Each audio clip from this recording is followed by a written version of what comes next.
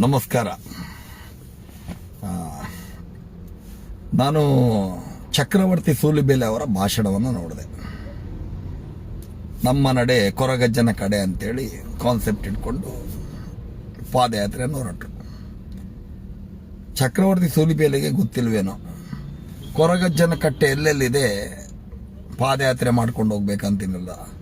ಮಂಗಳೂರಿನ ಜನ ಜಾತಿ ಮತ ಬಿಟ್ಟು, ಅದು ಮುಸ್ಲಿಮರಾಗಲಿ ಕ್ರೈಸ್ತರಾಗಲಿ ಹಿಂದೂಗಳಾಗಲಿ, ಕೊರಗಜ್ಜನ ಕಟ್ಟೆಗೆ ಹೋಗ್ತಾರೆ, ಪ್ರಾರ್ಥನೆ ಮಾಡ್ತಾರೆ. ಕೊರಗಜ್ಜನ ಬಗ್ಗೆ ಚಕ್ರವರ್ತಿ ಸೂಲಿಬೇಲೆಗೆ ಏನು ಗೊತ್ತಿದೆ? ಕೊರಗಜ್ಜನ ಕಾರ್ಣಿಕದ ವಿಷಯ ಏನು ಗೊತ್ತಿದೆ? ಇಂಥ ನಾಲಾಯಕ ಮೂರ್ಖರನ್ನ ಕರ್ಕೊಂಡು ಬಂದು ಕೊರಗಜ್ಜನ ಪಾದಯಾತ್ರೆಯಲ್ಲಿ ಭಾಷಣ ಮಾಡಿಸ್ತಾರೆ ಅವರು. ಅಲ್ಲಿ ಒಂದು ಮಾತು ಹೇಳ್ತಾನೆ, ಅನ್ಯಮತೀಯರನ್ನ ನಮ್ಮ ಯುವಕರು ಮದುವೆ ಆಗ್ಬೇಕಂತೇಳಿ. ಮಿಸ್ಟರ್ ಸೂಲಿಬೇಲೆ ಅವರೇ, ಮೊದಲು ನೀನಾಗು. ನಿಮ್ಗೆ ಅಪ್ಪಮ್ಮ ಇದ್ದಾರಲ್ಲ, ಅಪ್ಪಮ್ಮನ ಹತ್ರ ಕೇಳು, ಅಪ್ಪ ನಾನು ಒಂದು ಮುಸ್ಲಿಂ ಹುಡುಗಿಯನ್ನ ಲವ್ ಮಾಡ್ತೇನೆ, ಮದುವೆ ಆಗ್ತಾ ಇದ್ದೇನೆ ಅಂತೇಳಿ ನಿನ್ನ ಅಪ್ಪ ಒಪ್ತಾರ ಹೇಳಪ್ಪ. ಸೂಲಿಬೇಲೆ ಸುಮಾರು ಸಮಯದ ಮೊದಲಿದೆ ಮಂಗಳೂರಲ್ಲಿ ನಮೋ ಬ್ರಿಗೇಡದಲ್ಲಿ ಸಕ್ರಿಯವಾಗಿಕೊಂಡು ಭಾಷಣಗಳನ್ನು ಮಾಡಿ ಸುಳ್ಳುಗಳನ್ನು ಹೇಳಿಸಿ ಜನರನ್ನ ಕಣ್ಣೀರು ಬರೆಸಿ ಬಕೆಟಲ್ಲಿ ಹಣವನ್ನು ಹಿಡ್ಕೊಂಡು ತುಂಬಿಸ್ಕೊಂಡು ಕಾರ್ಯಕ್ರಮಕ್ಕೆ 35,000 ಕೊಂಡೋಗಿರುವಂಥದ್ದು ನಮಗೂ ಗೊತ್ತಿದೆ. ಯಾಕಂತ ಹೇಳಿದ್ರೆ ಆ ಸಂದರ್ಭದಲ್ಲಿ ನಾನು ಕೂಡ ಸಕ್ರಿಯವಾಗಿದೆ ಇವರ ಜೊತೆಗೆ. ಇವರು ಏನೇನು ಮಾಡ್ತಾರಂತೇಳಿ ಇಂಥ ಸೂಲಿಬೇಲೆಯನ್ನ ಕರ್ಕೊಂಡು ಬಂದ್ಬಿಟ್ಟು ನಮ್ಮ ನಡೆ ಕೊರಗಜ್ಜನ ಕಡೆ ಹೋಗಿ, ಒಳ್ಳೇದು, ನಾವೇನೋ ತಪ್ಪನ್ಸಲ್ಲ. ಅಲ್ಲಿ ಹೋಗ್ಬಿಟ್ಟು ನೀವು ಅನ್ಯಮತೀಯರನ್ನು ಮದುವೆಯಾಗಿ ಮುಸ್ಲಿಮರ ಬಗ್ಗೆ ದ್ವೇಷಕಾರಕ್ಕೆ ನೀವು ಯಾವ ಕಾರ್ಯಕ್ರಮಕ್ಕೆ ಬಂದಿದ್ದೀರಿ? ಏನಾದರೂ ಮುಸ್ಲಿಮರು ನಿಮ್ಮ ಮನೆಯವರಿಗೆ ತೊಂದರೆ ಕೊಟ್ರ? ನಿಮ್ಮ ಮನೆಯವರಿಗೆ ಉಪಕಾರ ಮಾಡಿದ್ದಾರೆ ಮಿಸ್ಟರ್ ಸೂಲಿಬೇಲೆ ಅವರೇ? ನಿಮ್ಮ ತಂದೆ ತಾಯಿಯನ್ನ ಅಲ್ಲಿ ಸಾಕ್ತಾ ಇರೋದು ಮುಸ್ಲಿಮರಂತೇಳಿ ಎಲ್ಲರಿಗೂ ಗೊತ್ತಿದೆ. ನಿಮ್ಮ ಅಪ್ಪಮ್ಮನೇ ಹೇಳಿದ್ದಾರೆ. ಅಂತ ನಾಲಾಯಕ ವ್ಯಕ್ತಿ ನೀನು ಕರಾವಳಿಯ ಬಲ್ಲಿ ಬಂದು ಬೆಂಕಿ ಹಚ್ಚುವ ಕೆಲಸವನ್ನ ಮಾಡ್ತಾ ಇದ್ದೀಯ. ನಿಮ್ ಪ್ರಶ್ನೆ ಮಾಡ್ಬೋದಿತ್ತಲ್ಲ ಸುಬ್ರಹ್ಮಣ್ಯ ಸ್ವಾಮಿಗೆ, ನಿಮ್ಮ ಪಕ್ಷದ ನಾಯಕರಲ್ವಾ, ನಿಮ್ಮ ಮಗಳು ಮುಸ್ಲಿಮರನ್ನ ಮದುವೆ ಆಗಿದ್ದು ಯಾಕೆ, ಲವ್ ಜಿಹಾದ್ ಅಂತ ಕೇಳ್ಬೋದಿತ್ತಲ್ವಾ? ಒಂದು ಇಂಟರ್ವ್ಯೂ ಅಲ್ಲಿ ನಾನೇ ನೋಡಿದೆ, ಸುಬ್ರಹ್ಮಣ್ಯ ಸ್ವಾಮಿ ಹೇಳ್ತಾ ಇದ್ರು, ನನ್ನ ಮಗಳಿಗೆ ಆ ಹುಡುಗನ ಮೇಲೆ ಪ್ರೀತಿಯಾಗಿತ್ತು, ಮದುವೆ ಆಗಿದೆ, ಅದು ಅವರ ಇಷ್ಟ ಅಂತೇಳಿ.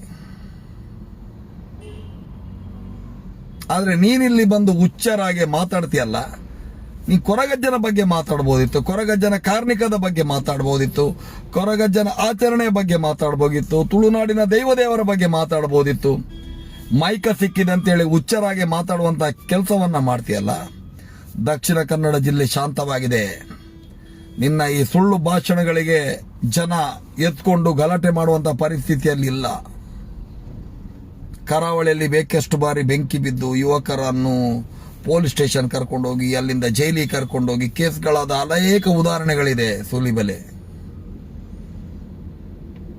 ನಿನ್ನಂತ ನಾಲಾಯಕ್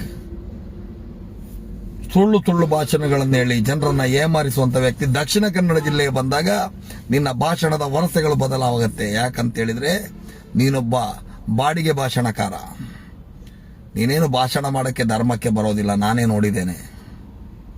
ನಮೋ ಬ್ರಿಗೇಡ್ ಕಾರ್ಯಕ್ರಮದಲ್ಲಿ ಕಾರ್ಯಕ್ರಮ ಶುರುವಾಗುವ ಮೊದಲು ಬಕೆಟ್ ಇಟ್ಕೊಂಡು ಆ ಬಕೆಟ್ಗೆ ಜನರಿಂದ ಹಣವನ್ನು ಸಂಗ್ರಹಿಸಿ ಸುಮಾರು 65-70 ಕಲೆಕ್ಷನ್ ಆದ್ರೆ ಅಲ್ಲಿ ಆ ಕಾರ್ಯಕ್ರಮದ ಖರ್ಚು ವೆಚ್ಚಗಳನ್ನೆಲ್ಲ ತೆಗೆದು 35,000 ನಿನ್ಗೆ ಕೊಡ್ತಾ ಇದ್ರು. ನಿನ್ನ ನಮೋ ಬ್ರಿಗೇಡ್ ಅಳಿಸುವಂತ ತಂಡಕ್ಕೆ ನಿನ್ನ ಎಂತದೊಂದಿತ್ತು, ಏನೋ ಒಂದು ತಂಡ ಇತ್ತು ನಿನ್ನ, ಆ ತಂಡಕ್ಕೆ ತಿಂಗಳಿಗೆ ಇಷ್ಟಂತೇಳಿ, ದಿವಸಕ್ಕೆ ಕಾರ್ಯಕ್ರಮಕ್ಕೆ ಇಷ್ಟಂತೇಳಿ ಕೊಡ್ತಾ ಇದ್ದುದನ್ನ ನಾನು ನೋಡಿದ್ದೇನೆ. ಸೂಲಿಬೇಲೆ, ನಿನ್ನಂತ ನಾಲಾಯಕ್ಗಳನ್ನು ಕರ್ಕೊಂಡು ಬಂದು ಈ ಕೊರಗಜ್ಜನ ಪಾದಯಾತ್ರೆಯಲ್ಲಿ ಇಂಥ ಭಾಷಣಗಳನ್ನ ಮಾಡೋದಂತ ಹೇಳಿದ್ರೆ ಏನ್ ಅವಸ್ಥೆ ಇದು? ನಾನು ಹೇಳ್ತಾ ಇದ್ದೇನೆ ಪೊಲೀಸ್ ಕಮಿಷನರ್ ಹತ್ರ, ಸರ್, ಇಂಥ ಬಾಡಿಗೆ ಭಾಷಣಕಾರನನ್ನ ಈ ರೀತಿ ದ್ವೇಷ ಹಚ್ಚುವವರ ಮೇಲೆ ನೀವು ಸುಮೋಟೋ ಕೇಸ್ಗಳನ್ನು ದಾಖಲಿಸಿ. ಇಂಥ ಭಾಷಣಗಳು ಮಂಗಳೂರಿಗೆ ಮಾರಕ ಆಗತ್ತೆ. ಇವತ್ತು ಅಭಿವೃದ್ಧಿ ಆಗ್ಬೇಕಂತೇಳಿ ನಾವು ಹೇಳ್ತಾ ಇದ್ದೇವೆ. ಇವತ್ತು ಬೆಂಗಳೂರಿಗೆ ಪಕ್ಕದ ಉಡುಪಿ ಜಿಲ್ಲೆಗೆ ಕಂಪೇರ್ ಮಾಡಿದ್ರೆ ನಮ್ಮ ದಕ್ಷಿಣ ಕನ್ನಡ ಜಿಲ್ಲೆಯಲ್ಲಿ ರಾತ್ರಿ ಹೊತ್ತು ಜನ ಓಡಾಡೋದಿಲ್ಲ. ಮೊನ್ನೆ DK ಸಾಹೇಬ್ರು ಬಂದು ಹೇಳಿದರು, ನೈಟ್ ಲೈಫ್ ನಮ್ಮಲ್ಲಿ ಆಗ್ಬೇಕಂತೇಳಿ. ಇಲ್ಲಿ ನೈಟ್ ಲೈಫ್ ಆಗೋದೇನು ಗೊತ್ತಾ? ಅಕ್ರಮ ಮರಳುಗಾರಿಕೆ ಮಾತ್ರ. ಅದು ಬಿಟ್ಟರೆ ಏನಾಗೋದಿಲ್ಲ. ಮಂಗಳೂರಿನ ಯುವಕರ ಬಗ್ಗೆ, ವಿದ್ಯಾವಂತರ ಬಗ್ಗೆ, ಇದರ ಬಗ್ಗೆ ಭಾಷಣಗಳನ್ನು ಮಾಡು. ದ್ವೇಷ ಹಚ್ಚುವುದನ್ನು ನಿಲ್ಲಿಸು ಮಿಸ್ಟರ್ ಸೂಲಿಬೆಲೆ. ಇಂಥ ನಾಲಾಯಕ ಭಾಷಣ ಮಾಡಿದಂಥ ನಿನ್ನಂಥವನನ್ನು ಸುಮ್ಮನೆ ಕಳಿಸ್ತಾರಲ್ಲ ನಮ್ಮ ಅಧಿಕಾರಿಗಳು, ಯಾಕೆ ಕೇಸ್ ಹಾಕೋದಿಲ್ಲ? ನಮ್ಮ ಸರ್ಕಾರ ಇದೆ, ನಮ್ಮ ಸರ್ಕಾರದ ನಾಯಕರ ಹತ್ರ ಹೇಳ್ತೇನೆ, ಹೇಳಿ ಅಧಿಕಾರಿಗಳ ಹತ್ರ, ಈ ರೀತಿ ದ್ವೇಷ ಭಾಷಣ ಮಾಡುವಂತಹ ನಾಲಾಯಕಗಳನ್ನ ಎದ್ದು ಒಳಗೆ ಹಾಕಿ ಅವರ ಮೇಲೆ ಸುಮೋಟೋ ಕೇಸ್ಗಳನ್ನು ದಾಖಲಿಸಲು ಅಧಿಕಾರಿಗಳಿಗೆ ಮಾರ್ಗದರ್ಶನ ಕೊಡಿ ಅಂತೇಳಿ. ನಾವು ಮಂಗಳೂರಲ್ಲಿ ಹುಟ್ಟಿ ಬೆಳೆದವರು. ಮಂಗಳೂರಿನ ಪರಿಸ್ಥಿತಿ ಏನಿದೆ ಗೊತ್ತಿದೆ.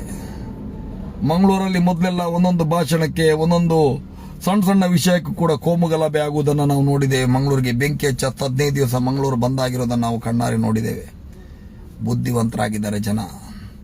ದಕ್ಷಿಣ ಕನ್ನಡ ಜಿಲ್ಲೆಯ ಜನ ವಿದ್ಯಾವಂತರಾಗಿದ್ದಾರೆ. ಮೊದಲೆಲ್ಲ ದಕ್ಷಿಣ ಕನ್ನಡ ಜಿಲ್ಲೆಯಲ್ಲಿ ಪ್ರತಿಯೊಂದು ಮನೆಯಲ್ಲಿ ಕೂಡ ನಿಮ್ಮ ಮಕ್ಕಳು ಎಷ್ಟು ಮಕ್ಕಳು ಅಂತ ಕೇಳಿದರೆ 5-6 ಮಕ್ಕಳಿದ್ರು. 5-6 ಮಕ್ಕಳಲ್ಲಿ ಏನು ಕೆಲಸ ಮಾಡ್ತಿದ್ದಾರೆ ಅಂತ ಕೇಳಿದರೆ, ದೊಡ್ಡ ಮಗ ಪೇಂಟರ್, ಇನ್ನೊಬ್ಬ ಪಿಟ್ಟರ್, ಇನ್ನೊಬ್ಬ ಆಟೋ ಡ್ರೈವರ್, ಇನ್ನೊಬ್ಬ ಕೂಲಿ ಮಾಡುವವ, ಇಂಥ ಮಾತುಗಳು ಕೇಳ್ತಾ ಇತ್ತು. ಜನ ಬದಲಾಗಿದ್ದಾರೆ, ವಿದ್ಯಾವಂತರಾಗ್ತಾ ಇದ್ದಾರೆ. ಒಬ್ಬ ಆಟೋ ಡ್ರೈವರ್ ಆಗಲಿ, ಒಬ್ಬ ಪೇಂಟರ್ ಆಗಲಿ, ಒಬ್ಬ ಕೂಲಿ ಮಾಡುವವಾಗಲಿ ತನ್ನ ಮಕ್ಕಳನ್ನು ಒಳ್ಳೆಯ ಇಂಗ್ಲಿಷ್ ಮೀಡಿಯಂಗೆ ಕಲಿಸ್ತಾ ಇದ್ದಾನೆ. ಆ ಮಕ್ಕಳು ಬೆಳೆದು ದೊಡ್ಡ ವಿದ್ಯಾವಂತರಾಗ್ತಾ ಇದ್ದಾರೆ. ನಿಮ್ಮ ಪೊಂಗು ಭಾಷಣಗಳಿಗೆಲ್ಲ ಇನ್ಮೇಲೆ ತಲೆ ಕೊಡೋರು ಯಾರೋ ಇರೋದಿಲ್ಲ ಮಿಸ್ಟರ್ ಸೂಲಿಬೆಲೆ. ನಿಮ್ಮದು ನಾಟಕಗಳೇನಿದ್ರೆ ಕೇವಲ 5 ವರ್ಷ. ಸರ್ಕಾರದಲ್ಲಿ ಹೇಳೋದಿಷ್ಟೇ, ನಮ್ಮ ಸರ್ಕಾರ ಇವತ್ತು ಪ್ರತಿಯೊಂದು ಮನೆಗೂ, ಪ್ರತಿಯೊಂದು ಮನೆಯ ಮಕ್ಕಳಿಗೂ ಉಚಿತವಾಗಿ ವಿದ್ಯೆಯನ್ನು ಕೊಡಬೇಕು, ಉಚಿತವಾಗಿ ಎಲ್ಲ ವ್ಯವಸ್ಥೆಗಳನ್ನು ಮಾಡಬೇಕು. ಜನರನ್ನ ವಿದ್ಯಾವಂತರನ್ನಾಗಿ ಮಾಡಿದರೆ ಈ ಬುದ್ಧಿವಂತರ ಜಿಲ್ಲೆಗೆ ಕೋಮುಗಲಭೆ ಎಂಬ ಒಂದು ಯಾವುದೇ ಕಾನ್ಸೆಪ್ಟೇ ಇರೋದಿಲ್ಲ. ಧರ್ಮಗಳ ಮಧ್ಯೆ ಬೆಂಕಿ ಹಚ್ಚೋ ಕೆಲಸ ಇವರಿಂದ ಸಾಧ್ಯನೇ ಆಗೋದಿಲ್ಲ. ಚಕ್ರವರ್ತಿ ಸೂಲಿಬೆಲೆ ಕೊರಗಜ್ಜನ ಪಾದಯಾತ್ರೆಯಲ್ಲಿ ಇಂಥ ಭಾಷಣಗಳನ್ನ ಮಾಡ್ತಾನಂತ ಹೇಳಿದ್ರೆ, ಆ ಕೊರಗಜ್ಜ ಕೂಡ ಇವನನ್ನು ಕ್ಷಮಿಸೋದಿಲ್ಲ. ಮಿಸ್ಟರ್ ಸೂಲಿಬೆಲೆ, ಇನ್ನು ಸುಳ್ಳು ಭಾಷಣಗಳನ್ನು ನಾವು ತುಂಬ ಕೇಳಿದ್ದೇವೆ. ಈ ರೀತಿ ಭಾಷಣವನ್ನು ಮಾಡಬೇಡ ನೀನು. ಜನರಲ್ಲಿ ಜಾಗೃತಿಯನ್ನು ಉಂಟು ಮಾಡಿಸು. ಜನರಲ್ಲಿ ದೇವರ ಬಗ್ಗೆ ಪ್ರೀತಿಯನ್ನು ಉಂಟು ಮಾಡಿಸು. ಅದು ಬಿಟ್ಟು ಎಲ್ಲಿಂದಲೋ ಬಂದು ಇಲ್ಲಿ ಬಂದು ಸುಳ್ಳು ಭಾಷೆಗಳನ್ನು ಮಾಡಿ ಜನರನ್ನು ಉದ್ರೇಕಕಾರಿ ಅಂತ ಮಾಡುವಂಥ ಕೆಲಸವನ್ನು ನೀವು ಮಾಡಿದರೆ, ಆ ಕೊರಗಜ್ಜ ಕೂಡ ನಿನ್ನನ್ನು ಕ್ಷಮಿಸೋದಿಲ್ಲ. ಕೊರಗಜ್ಜ ದೈವವೇ, ಇಂಥ ನಾಲಾಯಕಗಳಿಗೆ ಬುದ್ಧಿ ಕೊಡು ನೀನು.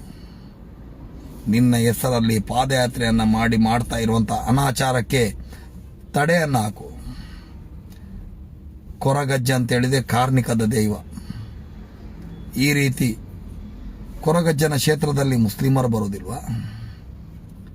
ಸೂಲಿಬೆಲೆ ಅವರೇ, ಕೊರಗಜ್ಜನ ಕ್ಷೇತ್ರದಲ್ಲಿ ಕ್ರೈಸ್ತರು ಬರೋದಿಲ್ವಾ? ಜಾತಿ ಧರ್ಮ ಬಿಟ್ಟು ಕೊರಗಜ್ಜನ ಕ್ಷೇತ್ರಕ್ಕೆ ದಕ್ಷಿಣ ಕನ್ನಡ ಜಿಲ್ಲೆ ಬರ್ತಾ ಇದ್ದಾರೆ. ದಕ್ಷಿಣ ಕನ್ನಡ ಜಿಲ್ಲೆಯ ಜನ ಕೊರಗಜ್ಜನ ಕ್ಷೇತ್ರಕ್ಕೆ ಹೋಗುವಾಗ ಅಲ್ಲಿ ಯಾವುದೇ ಜಾತಿ ಇರೋದಿಲ್ಲ. ನೀನು ಅಲ್ಲಿ ಬಂದು ಅಲ್ಪಸಂಖ್ಯಾತ ಹುಡುಗಿಯರನ್ನ ಮದುವೆ ಆಗು, ನಮ್ಮ ಯುವಕರನ್ನ ಪ್ರೇರೇಪಿಸ್ತಿದ್ದೀಯಲ್ಲ, ನೀ ಮಾದರಿ ಆಗ್ತೀಯ. ನೀನು ಮದುವೆ ಆಗಿ ಮಾದರಿ ಆಗು ನೋಡೋಣ ಸೂಲಿಬೆಲೆ. ಅಲ್ಲ, ನಿನ್ನ ಮನೆಯವರಿಗೆ ಮುಸ್ಲಿಂ ಹುಡುಗಿಯರನ್ನು ಮದುವೆ ಮಾಡು ನೋಡೋಣ. ಎಂಥ ನಾಲಾಯಕ ವ್ಯಕ್ತಿ ಗಣಪ ನೀನು, ಎಂಥ 3rd ಕ್ಲಾಸ್ ವ್ಯಕ್ತಿ ಮಿಸ್ಟರ್ ಸೂಲಿಬೆಲೆ ನೀನು. ನಿನ್ನಂಥ ನಾಲಾಯಕಗಳಿಗೆ ಚಪ್ಪಲಲ್ಲಿ ಹೊಡೆದು ಓಡಿಸಬೇಕು. ದೇವರ ಕಾರ್ಯಕ್ರಮದಲ್ಲಿ ಇಂಥ ಭಾಷಣವನ್ನು ಮಾಡಬೇಡ. ತುಳುನಾಡಿನ ದೇವರು ನಿನಗೆ ಖಂಡಿತವಾಗಿ ಬಿಡೋದಿಲ್ಲ. ತುಳುನಾಡಿನ ಮಣ್ಣೆ ಅಂತದ್ದು, ತುಳುನಾಡಿನ ಶಕ್ತಿ ಅಂತದ್ದು. ಕೊರಗಜ್ಜ, ನೀನೇ ಇಂಥವರಿಗೆ ಬುದ್ಧಿ ಕಲಿಸು. ನಮಸ್ಕಾರ.